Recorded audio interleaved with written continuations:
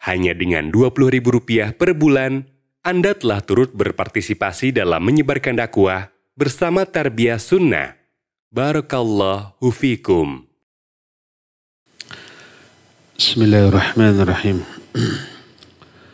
Assalamualaikum warahmatullahi wabarakatuh.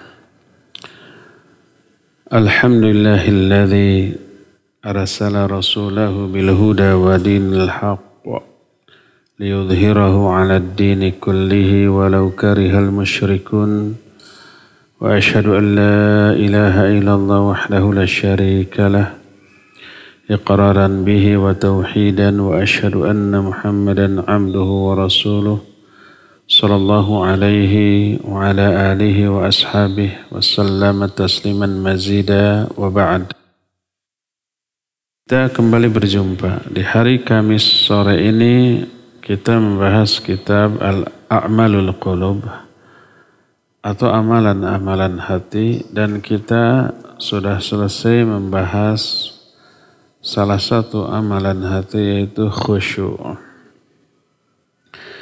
Sekarang kita masuki ke amalan hati berikutnya, yaitu al-muraqabah. Muraqabah termasuk salah satu amalan hati. Bahkan induk seluruh amalan hati atau batang atau pokok dari amalan hati, yang dari muraqabah ini lahir beberapa cabang amalan hati. Cabang amalan hati lain. Dari muraqabah lahir ikhlas, lahir tawakal, lahir khusyuk, dan seterusnya. Ketika seorang hamba memiliki sifat muraqabah, akan solehlah hatinya, istiqamahlah sikapnya. Ketika tidak ada muraqabah dalam hatinya, maka akan kotorlah hatinya, buruklah perilakunya, hilanglah tawakalnya. Ini pentingnya muraqabah. Selain itu, muraqabah termasuk salah satu di antara sifat orang mukmin yang hakiki. Seorang mukmin yang hakiki adalah seorang mukmin yang yakin bahwa dirinya selalu diawasi lahirnya, batinnya oleh Allah Azza wa Jalla. Setiap detiknya Allah mengawasi dan menatapnya, mendengar seluruh ucapannya, mengetahui seluruh amalannya, karena Allah selalu mengawasi setiap detik dari waktu yang berlalu dalam kehidupan kita, mengetahui setiap hembusan nafasnya, desiran darahnya, kedipan matanya, dan dicatat. Allah menyuruh malaikat untuk mencatat seluruh yang kita amalkan dan kita ucapkan. Allah menyatakan, ma yalfidhu min qawlin illa ladaihi raqibun atid. Tak ada satupun kata yang keluar dari mulut kecuali di sampingnya ada raqib dan ada atid. Apa itu muraqabah? Muraqabah berasal dari kata raqaba yuraqibu muraqabatan. Diambil dari asal kata raqaba. Makna raqaba adalah memperhatikan sesuatu. Dari raqaba ini lahir kata raqib. Raqib artinya yang menjaga atau yang memelihara atau yang mengawasi. Ada kata lain Kalau orang Arab menyatakan raqabtu syai' arqubuhu ruquban, artinya rasadtuhu. Raqabtu, aku memuraqabah sesuatu, artinya aku mengintai dan mengawasi sesuatu itu. Dari kata raqabah ada lahir kata marqabah. Marqabah, sebuah tempat yang agak tinggi sedikit. Orang berdiri di tempat tinggi itu mengawasi sekelilingnya. Marqabah artinya tempat mengawasi. Nah, oleh karena itu muraqabah maknanya adalah secara bahasa maknanya adalah pengawasan. Salah satu di antara Asmaul Husna adalah Ar-Raqib. Makna Ar-Raqib Al-Hafidh, alladzi la yaghibu anhu syai'. Raqib itu artinya yang menjaga, memelihara, mengawasi, tak ada sesuatu pun yang lolos, yang luput dari penjagaannya, pengawasannya. Itu makna muraqabah secara bahasa. Adapun muraqabah secara syar'i maknanya salah satunya diterangkan oleh Al-Imam Ibnu Qayyim rahimahullah dalam kitab Madarijus Salikin. Kata beliau, al-muraqabah hiya dawamu ilmil abdi wa taqayyunihi wa tayaqqunihi biittila'il haqqi ala zahirihi wa batinihi. Makna muraqabah adalah seorang hamba selalu mengetahui dan meyakini pengawasan Allah terhadap dirinya. Baik aspek zahirnya ataupun aspek batinnya. Jadi selalu merasa diawasi oleh Allah, dan ini merupakan buah dari ilmu sang hamba bahwa Allah selalu mengetahuinya, mengawasinya, memperhatikannya, mendengar seluruh ucapannya, memperhatikan seluruh amalnya di setiap detik dari kehidupan yang dilaluinya. Maka muraqabah merupakan wujud peribadatan kepada Allah Azza wa Jalla dengan kandungan beberapa al-asmaul husna. Kita dulu pernah membahas sebuah kutaib namanya At-Ta'abbud bil Asma'i was Sifat. Beribadah kepada Allah dengan isi kandungan nama-nama dan sifat-sifat Allah. Dan ini termasuk di antara makna ihsa yang terkandung dalam hadis sahih riwayat Imam Muslim, inna lillahi tis'atan wa tis'ina isman faman ahsaha dakhalal jannah. Allah memiliki 99 nama yang siapa yang mengihsa terhadap 99 nama ini dia masuk surga. Salah satu kandungan makna ihsa adalah beribadah kepada Allah dengan isi kandungan nama-nama Allah tersebut. Salah satu jenis ibadah terhadap kandungan al-asmaul husna adalah muraqabah.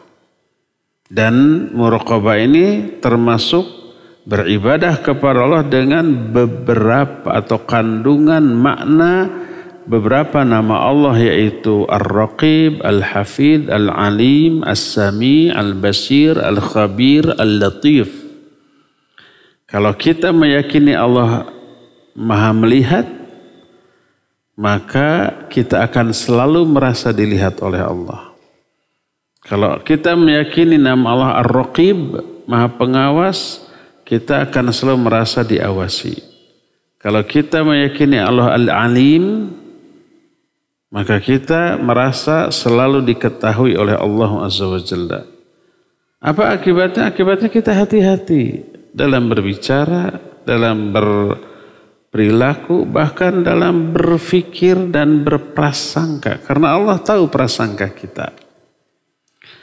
Maka berkata Imam Ibnu Qayyim rahimahullahu ta'ala, kata beliau, "Faman aqala hadhil asma' wa ta'abbada bimuqtadhaha hasalat lahul muraqabah." Ketika seseorang memahami nama-nama Allah yang tadi disebutkan, nama Allah Al-Hafidh, nama Allah Ar-Raqib, nama Allah Al-Alim, As-Sami, Al-Basir, Al-Khabir. Siapa yang memahami makna itu dan beribadah dengan isi kandungannya, lahirlah sifat muraqabah dalam dirinya. Muraqabah itu selalu merasa diawasi. Tidak hanya oleh Allah, tapi juga oleh para malaikat.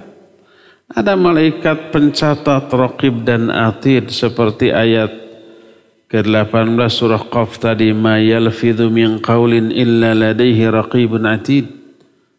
Tidak ada ucapan yang keluar dari mulut walau sekata kecuali di sampingnya ada raqib dan atid. Kanan kiri raqib dan atid. Depan belakang malaikat hafadhah. Lahu mu'aqibatu min baini yadayhi wa min khalfi yahfazunahu min amrillah. Bagi setiap orang ada malaikat yang menjaganya di depannya dan di belakang.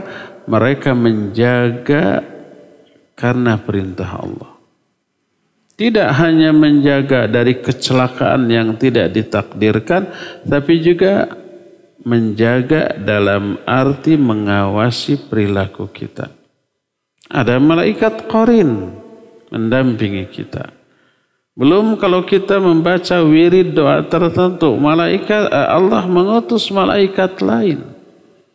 Ketika kita mau tidur membaca ayat kursi, Allah kirim malaikat untuk menjaga kita. Selain malaikat yang tadi disebutkan. Belum kalau kita beramal tertentu, membaca Al-Quran, ngaji seperti ini, malaikat rahmat turun. Jadi di keliling kita walaupun sendirian ada banyak malaikat melihat, mengawasi, mencatat. Allah tentu saja lebih mengawasi lagi kepada kita. Nah, sadarlah bahwa setiap detik dari kehidupan kita, kapanpun, dimanapun, sedang apapun, walaupun tidak ada makhluk lain, kita tidak pernah sendirian. Selalu ada yang mengawasi. Inilah yang disebut dengan muraqabah. Berdasarkan hal itulah maka muraqabah merupakan sifat yang sangat agung, bahkan ini wujud nyata dari tingkatan tertinggi dari agama ini. Kita sudah pernah mengetahui ada 3 tingkatan dalam beragama. Seperti yang diterangkan oleh para ulama diambil dari hadis Jibril. Jibril datang berupa orang dengan pakaian sangat putih, rambut sangat hitam gitu ya. Tidak terlihat bekas safar, tapi tak ada yang mengenalnya dan bersikap sangat akrab dengan Nabi SAW. Lalu bertanya apa itu Islam, apa itu iman, dan apa itu ihsan. Diterangkan. Yang kemudian ini disebut dengan maqamatud din ats-tsalatsah. 3 tingkatan agama. Tingkatan terendah Islam. Tingkatan berikutnya iman. Dan tingkatan yang paling tinggi ihsan. Ketika ditanya akhbirni anil ihsan, beritahukan kepada tentang ihsan. Beliau menjawab, al-ihsan an ta'budallaha ka'annaka tara fa illam takun tarahu fa innahu yarak. Ihsan itu engkau beribadah kepada Allah seolah-olah engkau melihatnya. Dan ini tingkatan tertinggi. Kalau tidak mampu ke taraf ini, taraf berikutnya. Fa illam takun tara fa innahu yarak. Kalau kamu tidak bisa melihat Allah, Allah melihat kamu. Nah, ini yang disebut dengan muraqabah. Berkata Imam An-Nawawi rahimahullah ketika menerangkan hadis ini, kata beliau, hadza min jawami'il kalim allati u'tiyaha sallallahu alaihi wasallam anna law qaddarna anna ahadana qama fi ibadatin wa huwa yu'ayinu rabbah wa lam yatruk shay'an mimma yaqdiru alayhi min al-khudu wal khushu wa husni as-samt wa ijtima'ihi bi zahiri wa batinihi ala al-i'tina bi tatmimiha ala ahsani wujuhiha illa atabihi faqala u'budillah fi jami'i ahwalika ka'ibadatika fi halil iyan. Kata Imam An-Nawawi, hadis ini tentang ihsan ini, kalimat ini disebut jawami'ul kalim. Agak susah mencari terjemahan yang tepat. Jawami'ul kalim itu singkat tapi padat. Kalimatnya ringkas tapi maknanya mendalam. Hadis-hadis Nabi SAW rata-rata demikian. Allah memberikan kemampuan kepada beliau untuk memiliki kemampuan spesial ini. Ringkas tapi padat. Indah lagi. Kata Imam An-Nawawi, seandainya kita sedang melakukan ibadah, seorang hamba melakukan ibadah dan dia bisa melihat Allah. Apa yang terjadi? Efek melihat kepada jiwa orang yang melihat besar loh. Harimau, kita bayangkan saja nggak takut, nggak apa, gitu ya. Lihat di film nggak takut, tapi kalau lihat kenyataannya gemeter lutut atau ya nggak? Jantungnya duk. Kalau langsung bertemu tanpa pembatas, tanpa kerangkeng. Coba umpamanya antum ke taman safari. Enggak nyuruh, enggak, ini contoh. Pakai mobil. Binatang-binatang di sana kan bebas ya. Kita yang dikurung di mobil. Lihat, padahal di mobil ditutup. Apa yang terasa? Takut. Takut dia ngamuk, nyerang, nanti kacanya umpamanya bisa hancur, masuk, macam-macam tuh. Itu efek melihat. Beda dengan hanya menghayalkan, membayangkan. Nah, kalau seorang hamba sholat, ibadah kepada Allah, bisa melihat Allah, efeknya besar. Maka tak ada sesuatu pun yang bisa menyempurnakan ibadahnya ketika itu kecuali pasti dia lakukan semaksimal yang dia bisa. Baik kekhusyuannya, keikhlasannya, kesungguhan sikapnya. Seorang bawahan dipanggil oleh atasan duduk, pasti sikapnya nggak ada yang edeng, nggak ada yang sambil begini-beginian gitu ya. Pasti sikapnya sempurna. Gatal pun ditahan. Mau bersin pun ditahan. Mau batuk pun ditahan. Itu kan efek dari langsung berhadapan dengan orang. Ini orang yang kita segani. Apalagi Allah Azza wa Jalla. Seandainya seorang hamba ketika beribadah langsung melihat Allah, pasti dia maksimal. Ini ihsan. Seolah-olah perkataan Nabi yang menyatakan anta'budallaha ka'annaka tarah, kamu beribadah kepada Allah seolah-olah kamu melihatnya. Makna hadis ini u'burillah fi jami' ahwalika ka'ibadatika fi halil iyan. Sembahlah oleh kamu Allah Azza wa Jalla dalam keadaan bagaimanapun seolah-olah seperti ibadah kamu ketika kamu seolah-olah melihatnya. Jadi ihsan ibadah manusia kepada Allah. Ya boleh ihsan dalam makna seperti ini ditujukan kepada orang sekalipun Nabi Muhammad SAW. Saya mah merasa ihsan kepada Nabi Muhammad SAW. Syirik. Karena ihsan ibadah. Ihsan harus kepada Allah. Nabi SAW menyatakan al-ihsan an ta'budallah ka'annaka tarah. Ihsan itu kamu beribadah kepada Allah seolah-olah kamu melihat. Fa'ilam takun tarah fa'innahu yara. Kalau kamu tidak melihatnya, maka dia melihatmu, sadari itu.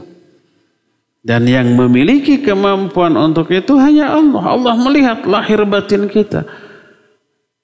Manusia tidak termasuk para nabi, apalagi sudah pada wafat Nabi, nggak tahu keadaan kita, apalagi batin kita.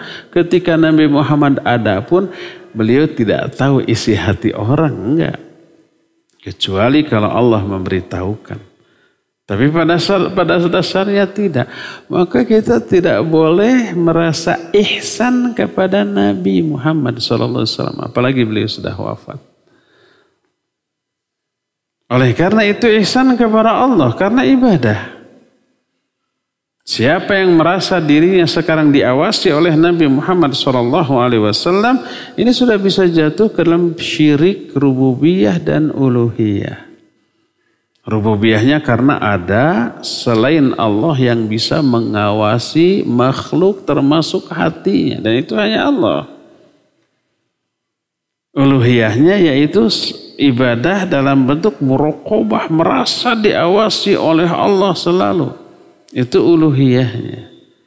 Uluhiyah itu ubudiyah. Kalau ini ditujukan kepada Nabi SAW maka syirik. Jadi kata Imam An-Nawawi seolah-olah sabda Nabi yang menyatakan anta'budallah ka'annaka tarah, artinya sembahlah oleh kamu Allah dalam keadaan bagaimanapun semaksimal yang kamu bisa, seolah-olah kamu melihat Allah ketika kamu menyembahnya. Bagaimana kedudukan muraqabah di dalam agama? Berkata Imam Ibnu Qayyim rahimahullah. Beliau terangkan dalam kitab I'lamul Muwaqqi'in. Kata beliau, fal muraqabatu asasul a'malil qalbiyati kulliha wa umuduha alladhi qiyamuha bihi. Wa laqad jama'a an-nabiy sallallahu alaihi wasallam usul a'malil qalbi wa furu'iha kulliha fi kalimatin wahidah wa hiya qauluhu fil ihsan an ta'budallaha ka'annaka tarah. Kata Imam Ibnu Qayyim, muraqabah adalah dasar dari seluruh amalan hati dan tiang dari semua amalan hati yang menyebabkan seluruh amalan hati yang lain bisa tegak.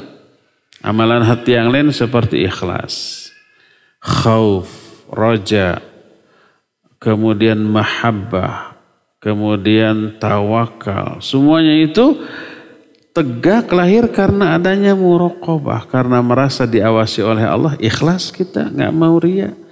Karena merasa diawasi oleh Allah Azza wa Jalla, takut kita kepada Allah. Jadi adanya ikhlas, adanya takut, adanya harap, adanya cinta. Itu lahir dari adanya muraqabah. Nabi SAW telah menghimpun seluruh pokok-pokok amalan hati dan cabang-cabangnya dalam satu kalimat yang disebut dengan ihsan. Yaitu engkau beribadah kepada Allah seolah-olah engkau melihatnya. Maka kata Imam Ibnu Qayyim, perkataan u'budillah ka'annaka tarah, ibadahlah kamu kepada Allah seolah-olah kamu melihatnya, fahadha maqamul muraqabah. Ini adalah maqamnya muraqabah. Dan muraqabah adalah buah yang paling manis dari 3 tingkatan agama. Islam, iman, dan ihsan. Lalu berkata Nabi SAW, فَإِنْ لَمْ تَكُنْ تَرَى فَإِنَّهُ يَرَكْ. Kalau kamu tidak melihatnya, sesungguhnya dia melihatmu.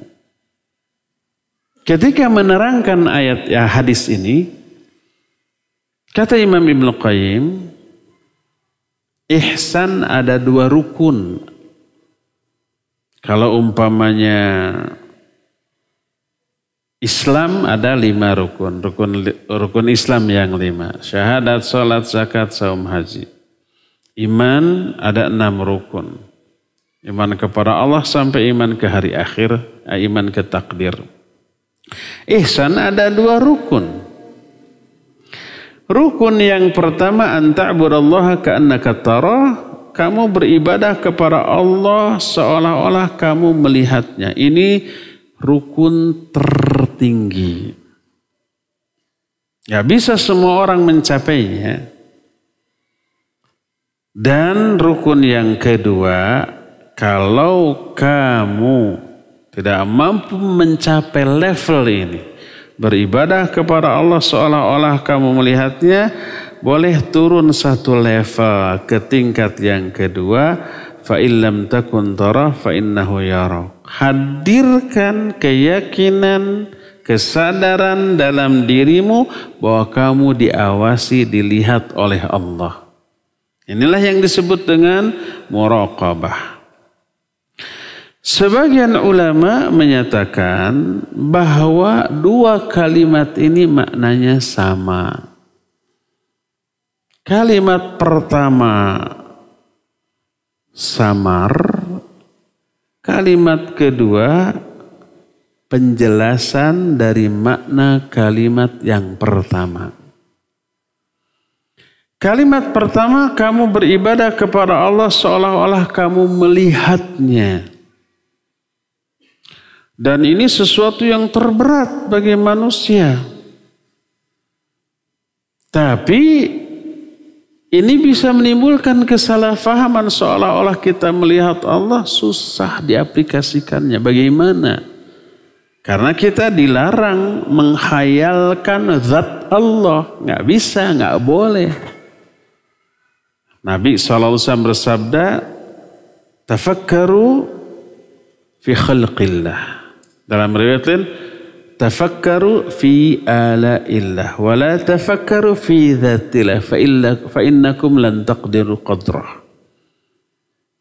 Berfikirlah kamu tentang makhluk Allah. Tapi jangan sekali-kali berfikir tentang zat Allah, karena kamu tidak akan mampu mencapai.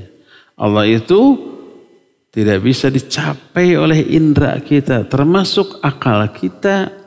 Tidak bisa diilustrasikan, dipermisalkan, karena Allah tidak ada yang menyerupai. Maka mendeskripsikan Allah dengan deskripsi tertentu terlarang.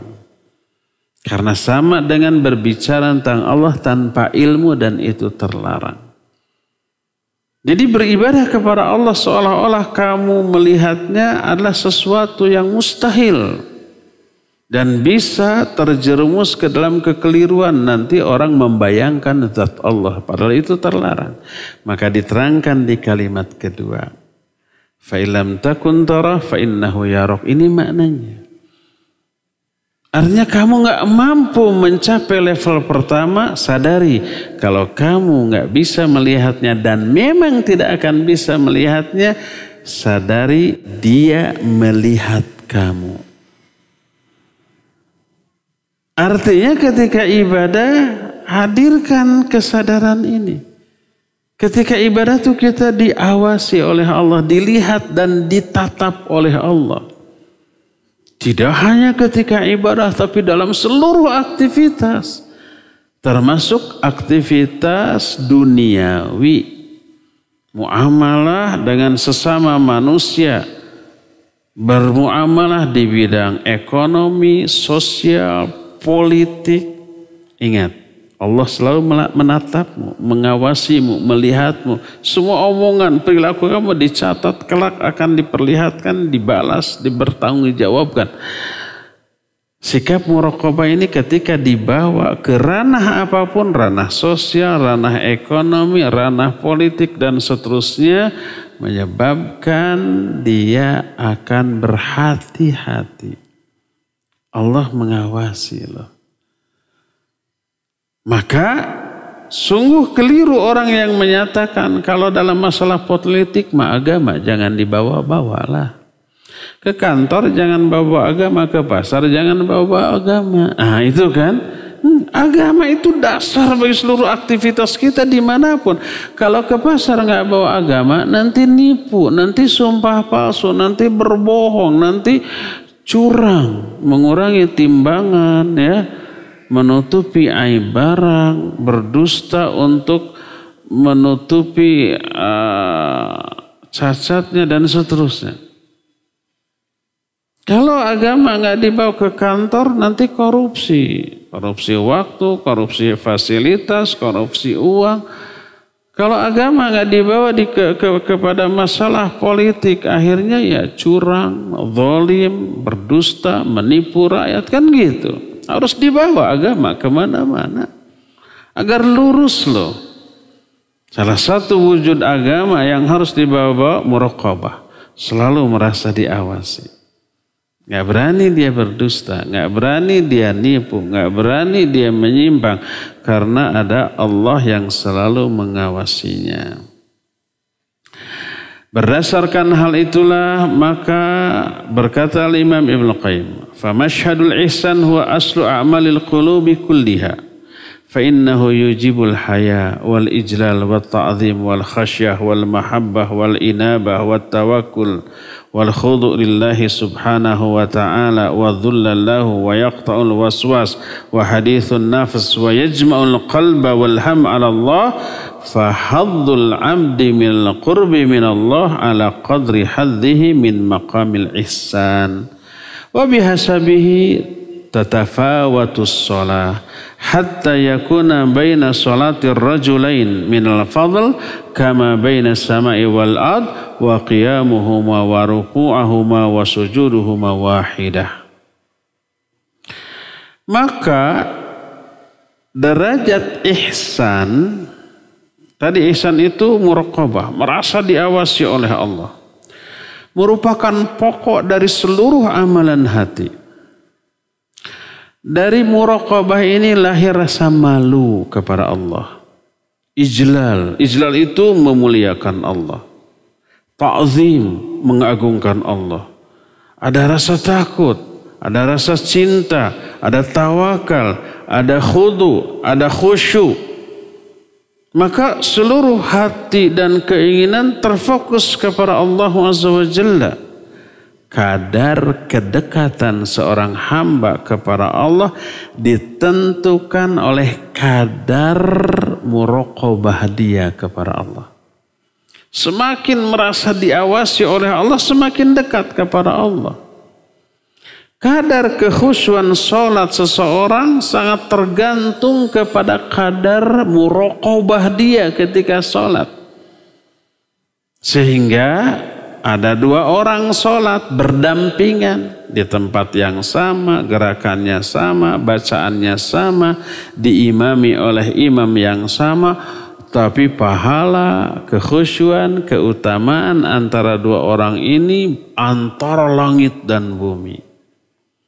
Ruku bareng ruku, sujud bareng sujud, duduk bareng duduk, bacaan Fatihah bareng bacaan Fatihah.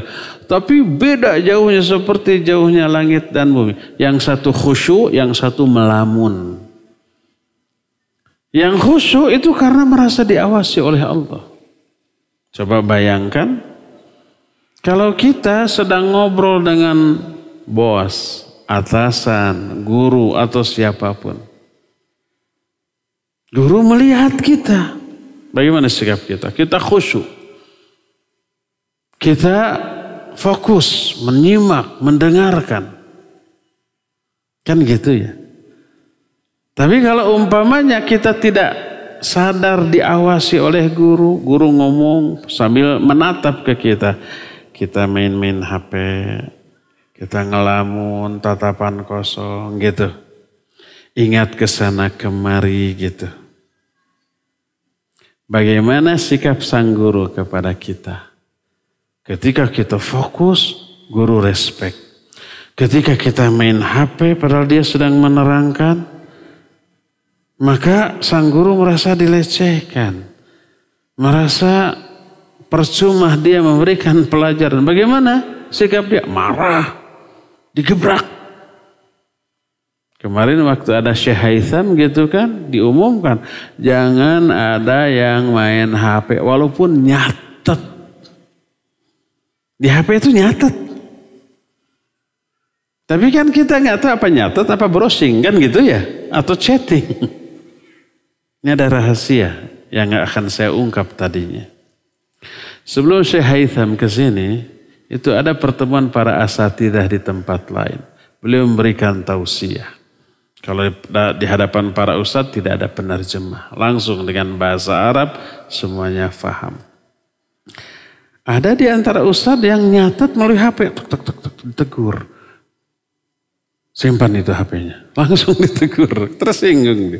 Padahal mencatat. Nggak, jangan mencatat. Perhatikan saja. Gitu. Apalagi direkam ada. Ke orang merasa tersinggung. Kalau kita ngomong orang itu main HP atau celingak-celinguk atau ngelamun dengan tatapan kosong nggak memperhatikan, akan memberikan penilaian yang buruk. Bagaimana kalau seseorang ketika sholat kepada Allah Azza wa Jalla, dalam sholatnya dia berpikir masalah lain. Masalah dunia. Dan Allah pasti tahu isi hati orang. Ngelamun, hambar sholatnya. Nggak memiliki faidah. Ini yang Allah ancam, fawailul lil musallin alladzina hum an sholatihim sahun. Celaka tuh orang yang sholatnya kayak begitu. Bukan celaka karena sholatnya, tapi karena sahunnya dia di dalam sholat. Jadi yang menentukan kualitas ibadah sholat seseorang bukan gerakan lahiriahnya. Ya, gerakan lahiriahnya membantu. Bukan bacaannya, tapi yang lebih penting muraqabahnya itu loh. Berkata Muhammad bin Al-Mubarak ketika ditanya, ma alamatul mahabbati lillah? Apa tanda mahabbatullah? Mahabbatullah itu cinta kepada Allah. Apa tandanya seorang mencintai Allah? Beliau menjawab, al-muraqabatu lil mahbub wa taharri limardhatih. Tanda seseorang cinta kepada Allah, dia akan selalu merasa diawasi oleh yang dicintainya dan selalu berusaha meraih keridhoannya. Berkata Ismail bin Junaid, "Malladzi la budda lil 'abdi min?" Apa yang mesti dilakukan oleh seorang hamba kepada Allah? La budda minhu itu mau tidak mau harus, kalau enggak bahaya, celaka gitu, binasa gitu. Apa yang harus dilakukan oleh seorang hamba kepada Allah? Beliau menjawab, mulazamatul ubudiyah ala sunnah wa dawamul muraqabah. Yang harus dilakukan oleh seorang hamba kepada Allah dua. Dua ini enggak bahaya, binasa dia. Apa dua itu? Pertama, mulazamatul ubudiyah ala sunnah. Selalulah beribadah kepada Allah sesuai sunnah. Kedua, dawamul muraqabah. Selalulah merasa diawasi oleh Allah. Dua ini menjadi syarat diterimanya ibadah. Yang pertama, mutaba'ah terhadap sunnah. Mutaba'ah itu mengikuti sunnah, mempraktikkan sunnah Nabi dalam melakukan ibadah. Kalau enggak ikut sunnah ditolak. Man amila amalan laisa alaihi amruna fahuwa raddun. Siapa yang mengamalkan satu amal ibadah tapi enggak mencontoh ke tata cara ibadahku, itu ditolak. Kalau enggak sesuai sunnah ditolak. Selain diazab tentu saja. Falyahdharil ladzina yukhalifuna an amrihi an tusibahum fitnah aw yusibahum min adzabin alim. Itu Al-Quran surah An-Nur 63. Hendaklah orang-orang yang menyimpang dari sunnah Nabi ini takut mereka akan ditimpa fitnah di dunia dan akan diazab dengan azab pedih di akhirat. Itu orang yang tidak mengikuti sunnah. Ancaman ayat, ancaman hadis banyak. Yang keduanya selalu muraqabah, selalu merasa diawasi dan ini ikhlas. Maka berkata Al-Imam Ibnu Qayyim rahimahullah, fal 'abdu mata lazimal ubudiyah ala sunnah kana ala syariah wa mata dawamun al muraqabah kana ala al ikhlas fabidzalika yuhfadzu biidznillah minal khuruj anis siratal mustaqim. Seorang hamba ketika dia terus-terusan ibadah sesuai sunnah berarti dia di atas syariat. Dan ketika dia terus-terusan muraqabah berarti dia ikhlas. Dengan dua hal ini, dengan izin Allah terpeliharalah dia dari penyimpangan dari jalan yang lurus.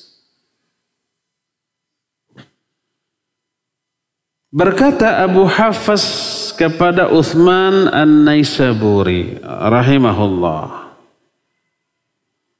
Ini cocok kepada para duat, para asatidzah, para kiai, para ulama, para khatib, para pengajar. Mesti dihadirkan isi dari perkataan Abu Uthman An-Naisaburi ini.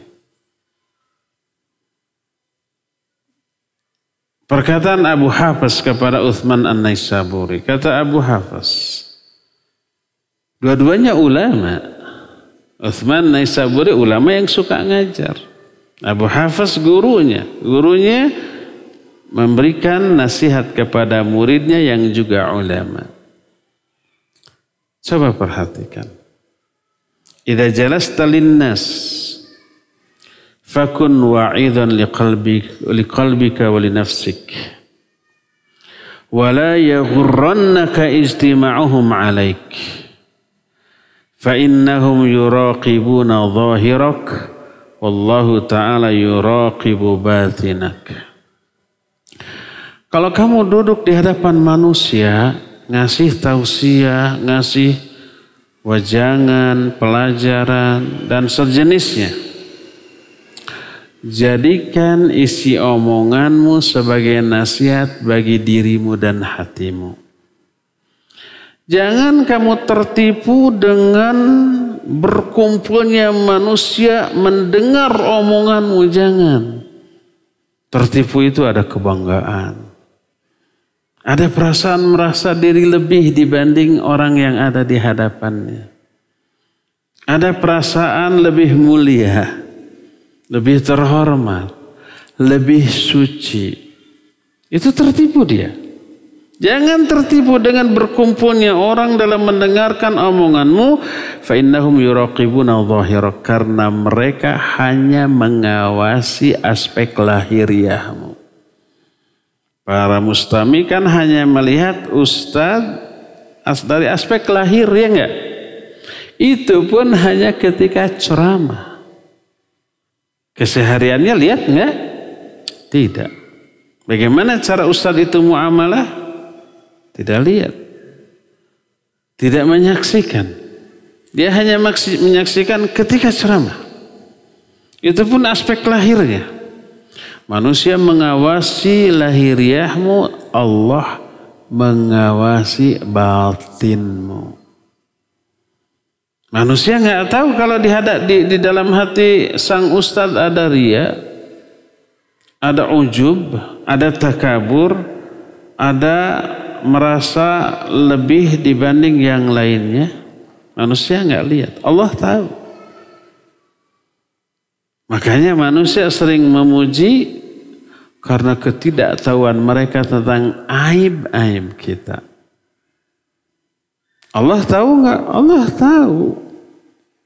Makanya pernah saya postingkan satu ungkapan, satu quote dari seorang ulama yang menyatakan kalau kamu mampu bangun malam dan tahajud di malam hari, jangan kamu lecehkan orang yang kebablasan tidur sampai subuhnya. Karena orang yang tidak tahajud lalu dia menyesal karena melewatkan tahajud lebih baik daripada orang yang tahajud lalu dia bangga dengan tahajudnya. Kalau kamu saum sunat maksudnya, jangan kamu lecehkan orang yang tidak saum. Karena boleh jadi orang yang tidak saum sunnah menyesal kenapa tidak saum. Dan itu lebih baik daripada orang yang saum tapi merasa ujub dengan saumnya. Ujub itu amalan hati. Menyesal amalan hati. Menyesal melewatkan ibadah lebih baik daripada ujub setelah melakukan ibadah. Oleh karena itulah kata Abu Hafs kepada Abu Uthman An-Naisaburi tadi, kalau kamu duduk di hadapan manusia yang beri wejangan, jadikan isi wejangan untuk dirimu dan hatimu. Karena orang-orang hanya memperhatikan aspek lahiriahmu, sedangkan Allah memperhatikan aspek batiniahmu. Maka berkata Imam Ibnu Qayyim selanjutnya, ini beliau terangkan dalam kitab Madarijus Salikin, juz yang kedua, halaman 66.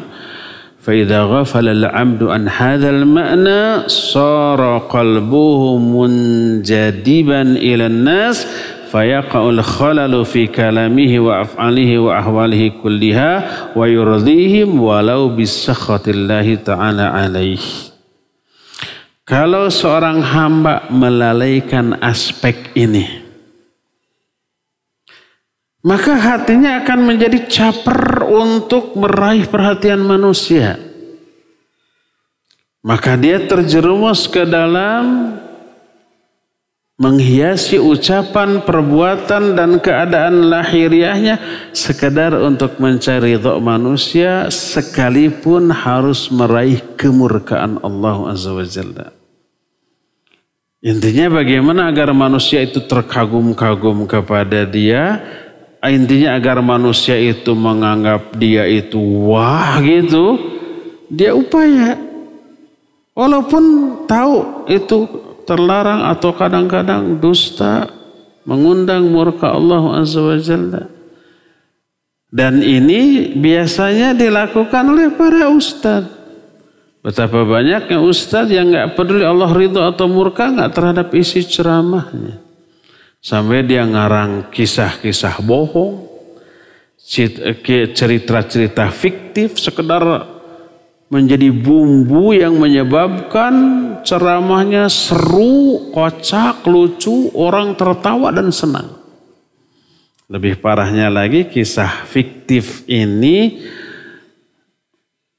menceritakan tentang para malaikat, digambarkan malaikat itu seperti makhluk bodoh yang mudah ditipu, gitu kan? Pelecehan kepada malaikat yang mulia. Berdasarkan hal itu, maka perhatikan ucapan Abu Hafs kepada muridnya Abu Uthman An-Naisaburi, kalau kamu duduk di hadapan manusia, jadikan isi ceramahmu ditujukan kepada hati dan dirimu. Manusia hanya mengawasi aspek lahir, Allah mengawasi aspek batin. Bagaimana penjelasan Quran Sunnah tentang muraqabah? Al-Quran penuh dengan penjelasan tentang keharusan kita untuk memiliki sifat muraqabah, baik eksplisit ataupun implisit, langsung ataupun tidak langsung. Contoh yang tidak langsung, Allah sering menjelaskan umpama innallaha bima ta'maluna alim. Innallaha bima ta'maluna basir. Innallaha bima ta'maluna khabir. Allah maha melihat apapun yang kamu lakukan. Allah maha mengetahui apa yang kamu lakukan. Allah maha menyaksikan apapun yang kamu lakukan. Ini implisit. Sadari kamu itu diawasi loh. Tidak berupa perintah langsung. Juga ayat yang terdapat dalam Ali Imran ayat 5, innallaha la yakhfa alaihi syai'un fil ardi wala fis sama. Sesungguhnya Allah tak ada suatu pun yang tersembunyi baginya baik di langit ataupun di bumi. Semuanya serba terlihat, terketahui oleh Allah. Wa huwa ma'akum aina ma kuntum. Allah selalu menyertai kalian dimanapun kalian berada. Inna rabbaka labil mirsad. Allah itu sesungguhnya selalu mengawasi, mengincar. Ya'lamu kha'inatal a'yun wa ma tukhfis sudur. Allah mengetahui pengkhianatan mata dan apa yang disembunyikan di dalam dada. Wa'lamu annallaha ya'lamu ma fi anfusikum fahdharu. Ketahuilah bahwa Allah mengetahui isi hati kalian, wanti-wanti kalian, hati-hati kalian. Wa kana Allahu ala kulli syai'in raqiba, dan Allah terhadap segala sesuatu maha mengawasi. Alam ya'lam bi anna Allaha yara. Tidakkah manusia mengetahui bahwa Allah Azza wa Jalla maha melihat? Walitusna ala aini, agar kamu ini diasuh, dipelihara melalui pengawasan mataku, kata Allah. Ini kepada Nabiullah Musa. Fir'aun kan mau membunuh semua anak laki-laki Bani Israel yang lahir gitu kan. Karena ada ramalan dari dukunnya bahwa nanti ada anak laki-laki dari bangsa Bani Israel yang akan menghancurkan Fir'aun. Makanya semua anak laki-laki Bani Israel yang lahir dibunuh. Nabi Musa begitu lahir khawatir dibunuh, dipalidkan. Dipalidkan itu apa? Dipalidkan di Sungai Nil. Dipalidkan teh?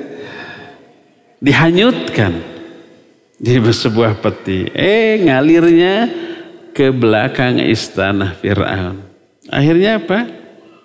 Dipelihara. Allah yang ngatur. Kata Allah, walitusna ala aini, agar kamu hai Musa dipelihara. Ala aini, tapi dengan pengawasan mataku, kata Allah. Semua ayat-ayat tadi menunjukkan, menyadarkan kita untuk memiliki sifat muraqabah. Kita itu diawasi loh, selalu 24 jam dari setiap detik dari kehidupan kita dalam sehari, nggak pernah lewat, diawasi oleh Allah, oleh para malaikat, dan malaikat mencatat untuk diminta pertanggungjawabannya. Siapapun yang menyadari ini harus punya sifat muraqabah lah. Hadis lebih banyak lagi. Di antaranya nih, hadis dari Abu Hurairah radhiyallahu an, berkata Rasul alaihi salatu wasallam, hadis ini sahih riwayat Bukhari Muslim dalam dua kitab sahihnya. Idza aqala Allah taala, Allah berfirman, hadis qudsi, idza tahaddatsa 'abdi bi ayyi ya'mala hasanah fa ana aktubuha lahu hasanah ila an qalatil malaikah rabbi dzaka abduk yuridu an ya'mala say'ah wa huwa absaru bihi faqala urqubu fa in amilaha faktubuha lahu bimithliha wa in tarakaha faktubuha lahu hasanah innama tarakaha min jarayya. Kata Allah, bila seorang hamba berniat, berbicara dalam hati untuk melakukan satu kebaikan, aku catatkan bagi dia satu kebaikan. Tidak diucapkan, belum dilakukan. Hanya terbersit dalam hati niat baik, Allah tahu, Allah catat. Allah menyuruh malaikat untuk mencatatkan. Sampai kepada kalimat, hadis ini agak panjang, tapi di akhir kalimat hadis ini, para malaikat berkata, ya Allah, itu ada hamba-Mu, dia ingin melakukan keburukan. Padahal Allah tahu, lebih tahu daripada para malaikat. Apa kata Allah? Urqubu, awasi dia. Jangan dulu dicatat. Kalau niatnya buruk, jangan dulu dicatat. Karena baru rencana. Urqubu, awasi. Ini menunjukkan malaikat tahu isi hati orang. Apa seluruh malaikat? Tidak, hanya malaikat pencatat. Fa'in amilaha faktubuhu lahu bimithliha. Kalau dia jadi mengamalkan niat buruknya, catat sesuai dengan jenis amalannya. Satu dosa. Wa in tarokaha, tapi kalau di cancel, nggak jadi itu niat buruknya dilakukan, faktubuha lahu hasanah, catat sebagai satu pahala kebaikan. Mengcancel satu keburukan itu pahala. Sudah niat mau melakukan dosa, kemudian digagalkan, itu pahala. Dengan catatan, innama tarokah min jaraya. Dia meninggalkan perbuatan buruknya, menggagalkan keburukannya karena takut kepadaku. Karena takut dosa, itu baru. Dari sini nggak boleh disimpulkan saya setiap saat mau niat melakukan keburukan, nanti saya cancel biar dapat pahala. Nggak boleh seperti itu. Ingat, menggagalkannya itu karena takut dosa, takut azab, takut kepada Allah, baru pahala. Tapi kalau menggagalkannya karena malas, karena ada halangan, karena ada uzur, apalagi sudah berupaya tapi nggak jadi, tetap dosa. Contoh umpamanya mau ngerampok sebuah rumah, sudah digambar petanya, kalau ketahuan kaburnya ke sana, kalau berhasil nanti ke sana dan sudah. Pas pada malam yang direncanakan dia pergi, di rumah sasaran itu banyak polisi, ABRI. Ternyata itu perwira. Aduh, nggak jadi deh. Walaupun ngerampoknya nggak jadi, dosanya sama, tetap sama dengan apabila dia merampok. Karena apa? Karena nggak jadinya itu ada uzur, ada hal yang di luar kemampuan dia. Dia tuh sudah berupaya, sudah ikhtiar, sudah melakukan aksi. Sebagaimana hadis, idzal taqal muslimani bisayfayhima fal qatil wal maqtul finnar. Bila dua muslim saling berhadapan dengan membawa pedangnya masing-masing, mau saling bunuh, yang membunuh, yang dibunuh, dua-duanya ke neraka. Dua-duanya tuh. Sahabat bertanya, hadzal qatil fama balul maqtul? Wahai Rasulullah, orang yang membunuh layak masuk neraka. Kenapa yang dibunuh juga masuk neraka? Bukankah dia korban? Beliau menjawab, li'annahu kana harisan liqatli sahibihi. Karena tadinya dia juga berupaya membunuh lawannya. Bukan hanya niat. Sudah berupaya, sudah ikhtiar, sudah berjuang. Cuma lawannya licin. Dia bacok, nyingcet tuh menghindar. Dia tusuk, ditakis gitu ya. Mau bacok lagi, keduluan, jers. Sudah ikhtiar. Keduluan dia sudah berupaya. Itu sama dosanya dengan apabila berhasil. Mau berhasil mau tidak, kalau sudah diusahakan, dosanya sudah dapat. Perampok tadi sudah berupaya, sudah berangkat dari rumah, pas sampai wah bahaya, banyak ABRI, banyak polisi, banyak pengawal, nggak jadi. Walaupun ngerampoknya nggak jadi, dosa merampoknya tetap sudah dia dapat. Menggagalkan Niat buruk baru dianggap ibadah atau berpahala kalau menggagalkannya karena takut dosa. Padahal dia bisa berbuat. Kita ingatkan kepada sebuah hadis tentang tawasul terhadap amal soleh. 3 orang berangkat kehujanan terus berteduh di bawah gua, longsor, pintu gua tertutup apa? Batu besar. Didorong oleh bertiga, teuget-uget acan. Maknanya teuget-uget acan tidak bergerak sedikit pun. 3-tiganya berdoa dengan tawasul kepada amal soleh masing-masing. Salah satunya, kita nggak akan ceritakan 3-tiganya, panjang teuing. Salah satunya berdoa, ya Allah, dulu saya punya saudara sepupu wanita cantik luar biasa. Saya mencintai dengan puncak kecintaan seorang lelaki kepada wanita. Sering diajak, diiming-imingi, dikasih itu. Dia nggak mau berbuat dosa. Suatu saat musim paceklik tiba, kelaparan di mana-mana. Wanita itu datang ke saya punya banyak persediaan harta dan makanan. Minta makan, minta bantuan. Saya bilang, boleh saya minta kasih bantuan asal kamu mau melayani saya. Saya kasih kamu 200.000 dirham. Itu ratusan juta kalau diuangkan sekarang.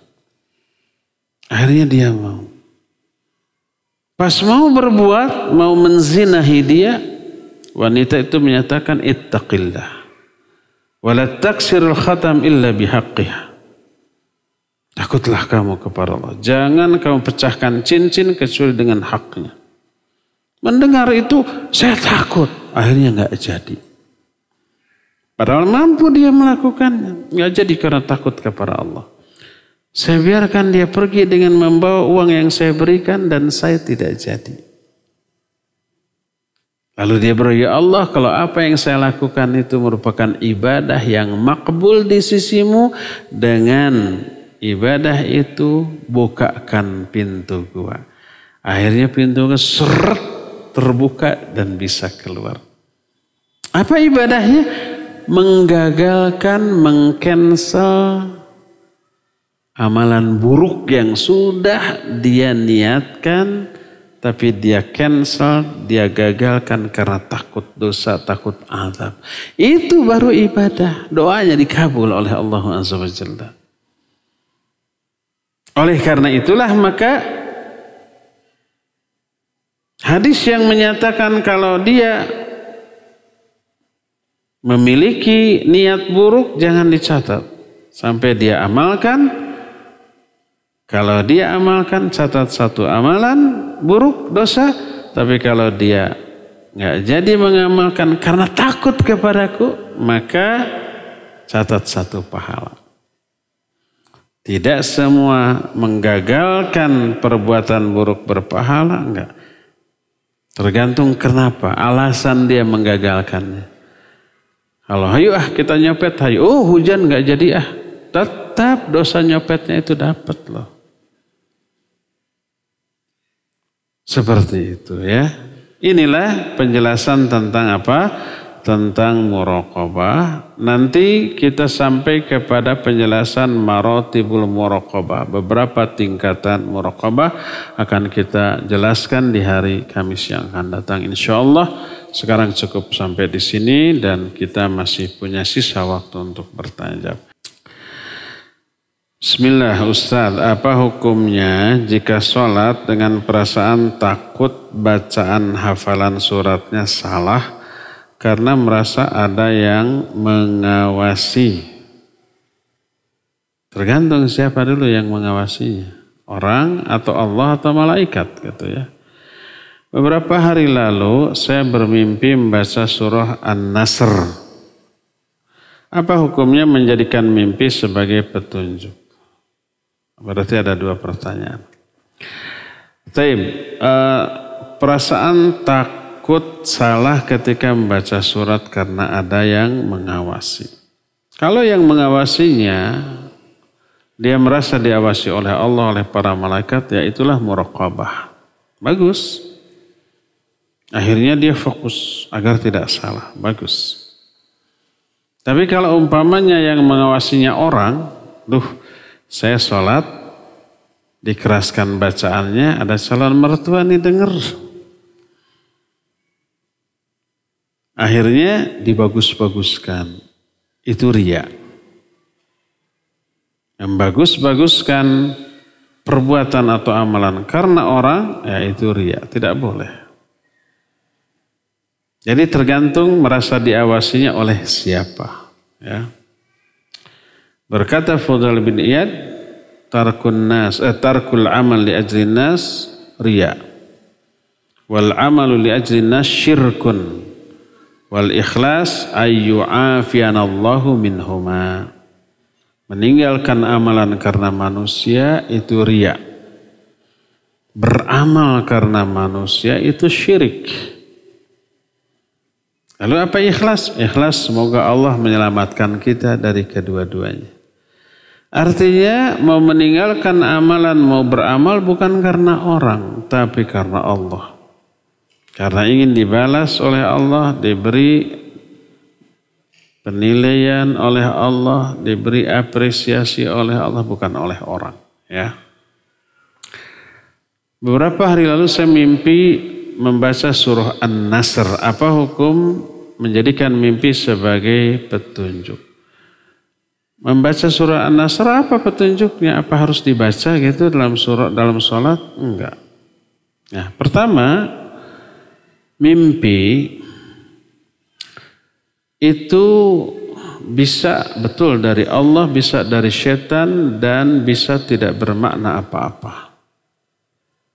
Kalau kita mimpi jelas ingat sampai bangun. Terus bagus. Nabi SAW hanya menjelaskan adab ketika kita bermimpi. Tidak menyuruh cari takwil dari mimpi itu, arti dari mimpi, enggak. Kalau mimpinya bagus, jelas, silakan hamdalah, mintalah kebaikan dari mimpi itu kepada Allah dan boleh diceritakan. Tapi enggak boleh ditambah-tambah biar seru, ditambah aja, enggak boleh. Itu dusta, dosa. Adapun kalau mimpinya buruk, begitu bangun, cepatlah ta'awudz. Berlindung kepada Allah Azza wa Jalla. Minta dihindarkan dari keburukan akibat mimpi buruk. Dan jangan diceritakan kepada orang lain. Dan jangan juga mencari arti, takwil dari mimpi tersebut. Ya, itu yang diajarkan oleh Nabi SAW. Adab ketika bermimpi, baik mimpi baik ataupun mimpi buruk. Boleh enggak menjadikan mimpi jadi hujjah? Saya mimpi ketemu Nabi SAW, lalu memberitahukan hadis itu tuh dhaif. Lalu saya ajarkan hadis itu dhaif, kata Rasul SAW dalam mimpi saya. Mimpi ketemu Nabi pasti benar. Iya, kalau itu betul Nabi. Setan bisa enggak ngaku-ngaku jadi Nabi dalam mimpi? Iya. Kita kan nggak tahu sosok Nabi SAW seperti apa. Kalau para sahabat tahu karena ketemu langsung. Nggak mungkin tertipu. Kalau kita bisa tertipu. Datang orang dalam mimpi kita jelas ya. Lalu mengajarkan sesuatu yang tidak diajarkan oleh Nabi dalam Quran dan hadis. Lalu kita anggap wah ini langsung hadis Nabi. Lewat mimpi kita tanya, kamu lihat Nabi dalam mimpi? Lihat jelas. Gimana sosoknya? Pesek, hitam gitu, agak sawo matang, kurus. Jelas itu setan. Nabi mah tidak begitu. Bagaimana hidung Nabi SAW? Mancung. Bagaimana kulitnya? Putih. Ya. Bagaimana dedegannya, apa kurus? Enggak. Kekar beliau. Tapi dia ngakunya Nabi Muhammad, saya Nabi Muhammad, Nabi kamu. Oh, itu setan. Setan berani ngaku jadi Nabi dalam mimpi? Sangat berani. Ngaku Allah juga berani dia mah. Maka tidak boleh kita ini mengklaim bertemu Nabi di mimpi lalu Nabi mengajarkan ini. Yang tidak ada di dalam hadis. Mustahil Nabi mengajarkan orang soleh lewat mimpi sementara selama hidupnya beliau tidak mengajarkan hal itu ketika masih hidup kepada para sahabatnya. Mustahil. Berarti agama belum sempurna atau kalau begitu ya. Sampai ada orang, Kiai gimana hadis ini sahih tidak? Oh, nanti malam saya tanya ke Nabi, saya mau mimpi kata Nabi. Kalau kata Nabi sahih. Kalau kata itu orang.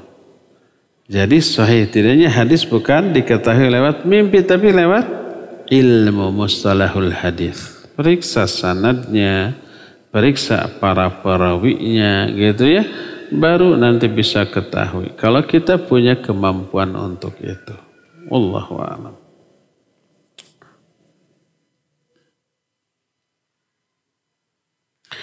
Ustaz, saya sering ikut kajian, ikut dengar kajian, ikut kegiatan-kegiatan keagamaan, tapi masih susah sholat. Kenapa ya? Ya kenapa tuh? Itu pertanyaan saya. Kan sering ikut kajian. Ikut kalau ada TSL peduli gitu, TS peduli ikut. Ada pembangunan masjid ikut nyumbang, tapi sholat susah. Kenapa? Itu pertanyaan kita. Mungkin pertama ya, gimana ketika ngaji? Jangan-jangan ketika ngaji ngelamun, chatting, browsing, tidak nyerep. Kedua, niat.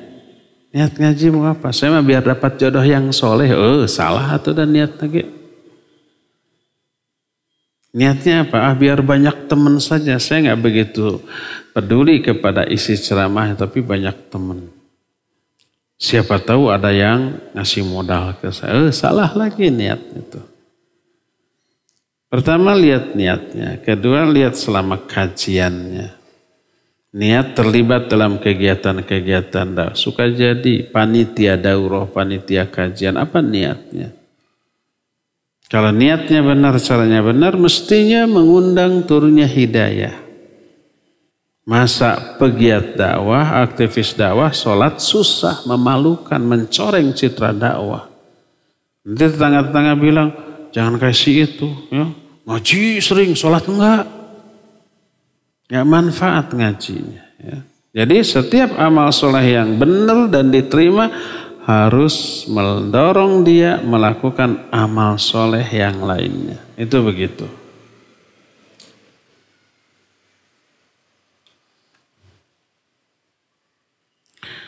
Bagaimana kalau kita diimamin sholat oleh suami yang belum betul bacaan makhraj dan tajwidnya? Jangan biarkan suami jadi imam kita di istri. Suruh ke masjid. Wajib laki-laki ke masjid. Tapi keluarga saya nggak ada yang mengimami, biarkan istri sholat sendirian. Istri nggak wajib sholat di masjid. Lebih baik istri sholat di rumah. Nabi berapa istrinya? Banyak. Pernah nggak beliau mengimami istrinya di rumah? Enggak. Kalau sholat fardu ya. Selalu di masjid.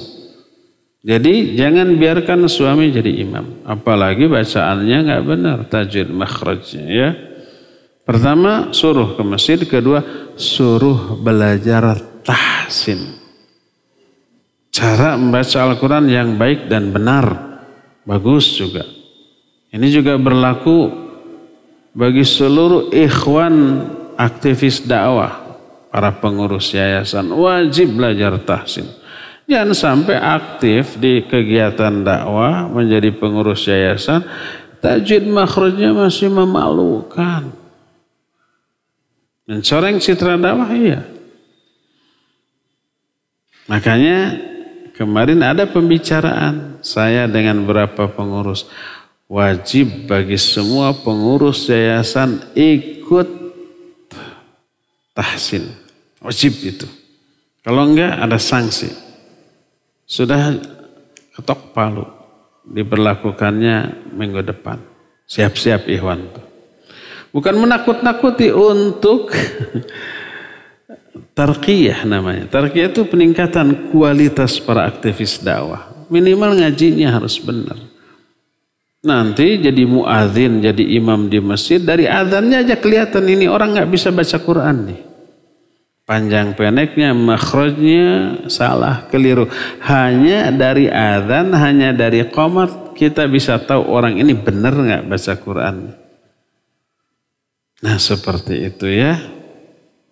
Jadi suruh suami keluar dari rumah, sholat di masjid, berjamaah di masjid, jangan jadi imam di rumah, dan suruh belajar tajwid makhraj yang benar ya.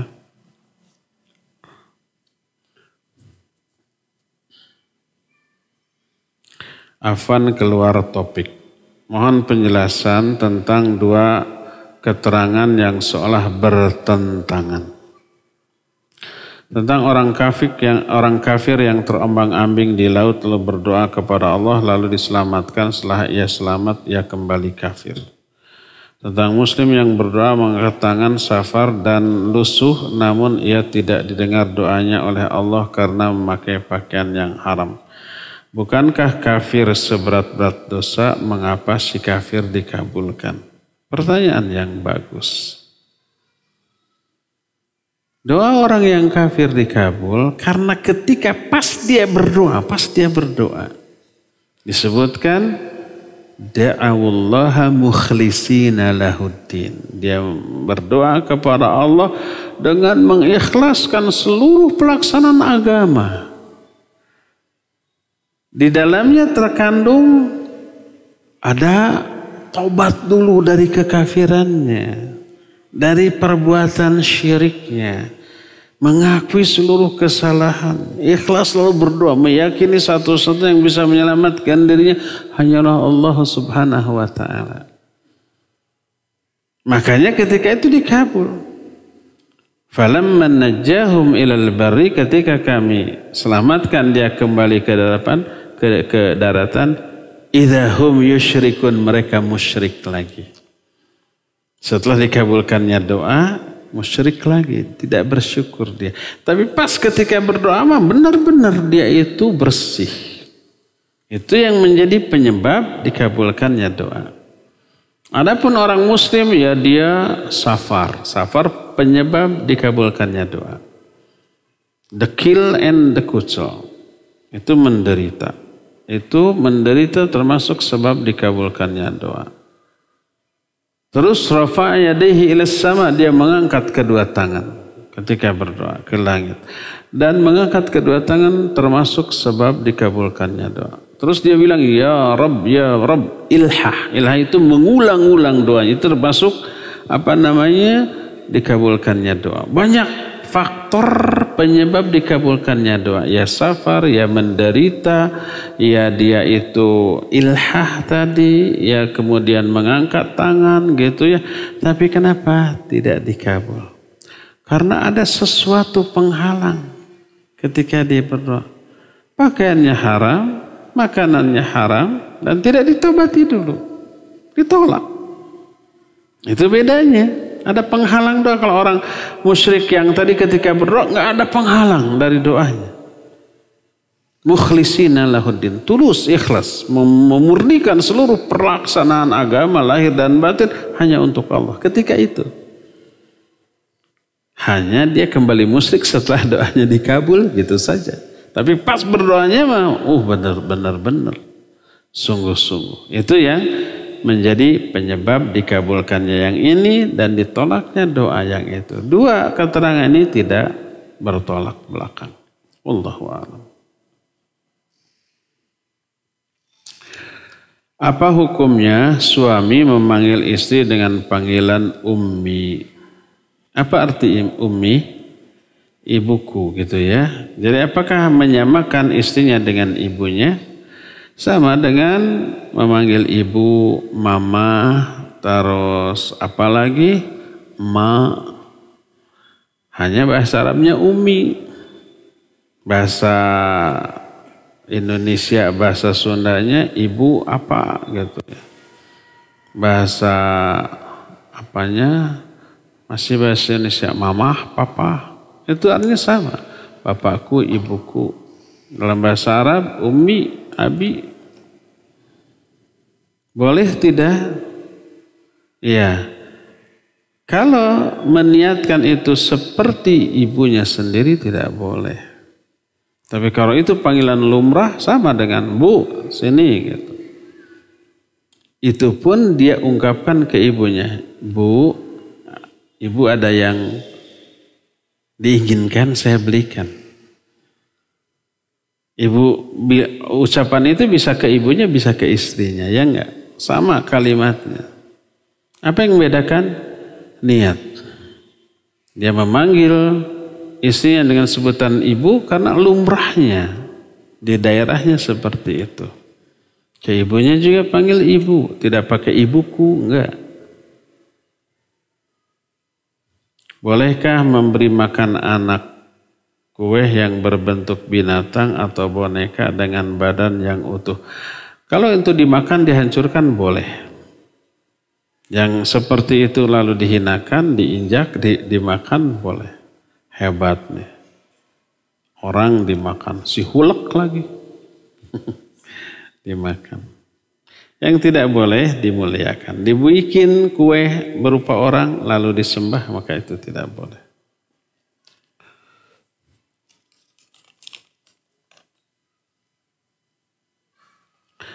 Sejak anak sebelum meninggal, sekarang sudah meninggal. Berwasiat tentang warisan. Kayak salah baca kemarin. Sejak anak sebelum meninggal. Oh bukan sejak ayah. Ayah anak sebelum meninggal. Berwasiat tentang warisan. Rumah peninggalan ayah diberikan khusus untuk anak perempuan. Dan yang lain seperti tanah untuk anak laki-laki. Dan sejak anak meninggal dunia dan ayah anak meninggal dunia. Setelah ayah anak meninggal dunia, ibu anak meminta warisan dibagi rata antara laki dan perempuan. Mana yang harus diturut? Dua-duanya tidak boleh diturut. Dua-duanya maksiat. La ta'ata li makhluqin fi maksiatil khaliq. Bolehkah anak tidak mengikuti wasiat ayah dan ibu? Bukan boleh, wajib tidak mengikuti. Karena tidak sesuai dengan syariat. Apa yang sebaiknya yang harus anak lakukan? Iya, jangan diikuti. Ya, kalau wasiat boleh asal bukan ke ahli waris. Kalau anak-anak ahli waris tidak boleh berwasiat. Ini rumah yang ditempati untuk si bungsu. Itu wasiat. Tidak boleh. La wasiyata lil waris. Tidak boleh berwasiat bagi ahli waris. Karena ahli waris akan memperoleh bagian yang sudah Allah tentukan dari warisan ayahnya.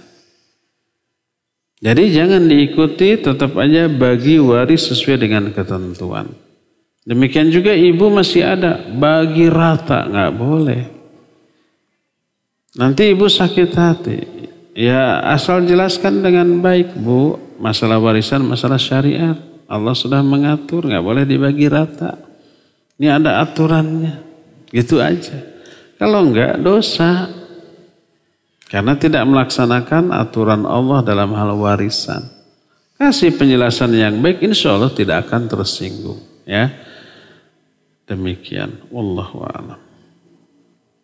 Terakhir, bagaimana sikap kita ketika kita berhadapan dengan begal, sedangkan kita sedang di motor bawa anak dan istri.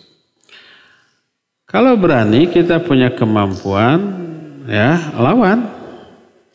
Sebagaimana sabda Rasul sallallahu alaihi wasallam ketika datang, wahai Rasulullah, bagaimana kalau ada orang yang mau merampas hartaku? Kata beliau, la tu'tih. Jangan kamu berikan. Fa in qatalani, kalau dia mau membunuh aku gimana? Qatilhu, lawan. Kalau umpamanya saya terbunuh, anta fil jannah. Kamu di surga. Kalau dia yang terbunuh, huwa finnar, dia dalam neraka. Itu advis Nabi SAW. Tidak memberi peluang kepada begal, rampok untuk bertindak leluasa. Korbannya memperoleh dukungan syar'i untuk melawan. Jadi kalau umpamanya dibegal di motor, menepi dulu istrinya, anaknya, ngumpet. Biar ini 10 orang saya hadapi. Lalu kita punya kemampuan, silakan lawan. Susahnya di kita, begal mau merampok, membunuh kita, kita lawan, begalnya mati, kita dihukum ya enggak? Atau jangankan mati. Benyut, saya lapor polisi, saya dipukul. Korbannya bisa dipenjara. Kemarin ada kasus begitu, tapi katanya sudah ada klarifikasi, nggak jadi. Lawan. Kalau umpamanya kita punya kemampuan. Tapi kalau nggak punya kemampuan, dilawan juga, wah pas nonjok kita malah yang kekerepengan. Terus nyawa kita terancam, anak istri bisa berbahaya gitu ya. Ya sudah, mana yang lebih maslahat? Motor bisa dicari, nyawa istri dan anak. Istri memang bisa dicari lagi, anak nggak bisa. Tapi istri yang seperti ini susah gitu ya. Yang lebih baik banyak. Tapi yang punya kenangan tersendiri ini nggak ada. Ini sudahlah, berikan demi kemaslahatan, nanti lapor polisi ya. Jadi ya, yang paling pertama silakan lawan kalau punya kemampuan ya. Tapi kalau umpamanya aduh khawatir begini, khawatir begitu, ya sudah.